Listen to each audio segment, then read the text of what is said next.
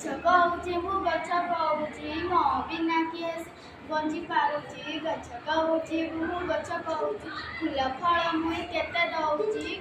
ଅମ୍ଳଜାନ ଦେଇ ସୁସ୍ଥ ରଖୁଛି। ଗଛ କହୁଛି ମୁଁ ଗଛ କହୁଛି।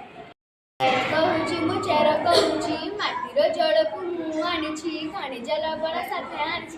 ମାଟିକୁ ଜାବୁଡ଼ି ମୁଁ ଧରିଛି। ମାଆକୁ ସୁରକ୍ଷା ମୁଁ ଦେଉଛି। ମାଟିକୁ ସୁରକ୍ଷା ମୁଁ ଦେଉଛି। ଚେର କହୁଛି ମୁଁ ଚେର କହୁଛି। ମୁଁ ଆଣୁଛି ଚେରରୁ ସାରକୁ ମୁଁ ଆଣୁଛି। ଶାଖା ପ୍ରଶାଖାକୁ ବାଣ୍ଟି ଦଉଛି। ଯଦି ମୁଁ ଦେବିନି ସଭିଏ ମରିବେ ଖାଲିରେ। ଏ କଥା କହୁଛି। ଶାଖା କହୁଛି ମୁଁ ଶାଖା କହୁଛି ଖାଦ୍ୟର ସାରକୁ ମୁଁ ଧରିଛି। ଯତନେ ତାହାକୁ ବଡ଼ କରିଛି। ଆରେ ରେ ତମେ ଯେତେ ଯାହା କଲେ କ'ଣ ହବ? ମୁଁ ପରା ମା ହେଇଛି। ରୋଷେଇ କରି କିଏ ଦେଉଛି? ମୁଁ ଦେଉଛି।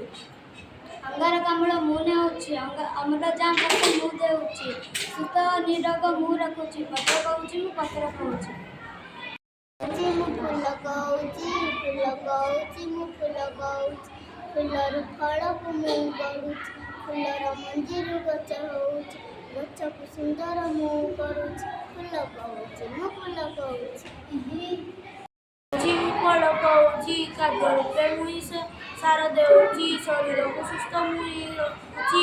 ମଞ୍ଜିରୁ ଗଛଟେ ସୃଷ୍ଟି ହେଉଛି। ସବୁ ଠିକ୍ କଲେ। ତମେମାନେ ସମସ୍ତେ ବିଭିନ୍ନ କାର୍ଯ୍ୟ କରି ମୋତେ ପଢ଼ୁଛ ଓ ସେଥିପାଇଁ ସମସ୍ତଙ୍କୁ ଆମେ ଆଜି ଶପଥ କରିଛୁ ଗଛ ଲଗାଇବୁ, ଜଙ୍ଗଲକୁ ରକ୍ଷାକୁ ସେବା କରିବୁ। ଗଛ କାଟିବୁ ନାହିଁ। କାଠର ବ୍ୟବହାର କମାଇବୁ। ଜଙ୍ଗଲକୁ ନିଆଁ ଲାଗିବାରୁ ରକ୍ଷା କରିବୁ ଓ ପଶୁପକ୍ଷୀଙ୍କୁ ସୁରକ୍ଷା କରିବୁ। ସନ୍ତାନକୁ ଲାଳନ ପାଳନ କରି ଗଢ଼ି ତୋଳନ୍ତି ମା। ଘରକୁ ସ୍ୱର୍ଗରେ ପରିଣତ କରନ୍ତି ମା। ଧରିତ୍ରୀକୁ ସ୍ୱର୍ଗରେ ପରିଣତ କରେ ଗୋଟିଏ ଗଛ। ସେଥିପାଇଁ ଜଙ୍ଗଲ ସୃଷ୍ଟି କରିବା, ଗଛଟିଏର ଯତ୍ନ ନେବା।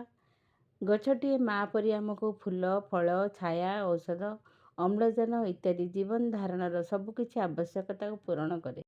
ସେଥିପାଇଁ କୁହାଯାଇଛି ମା ପାଇଁ ଗଛଟିଏ।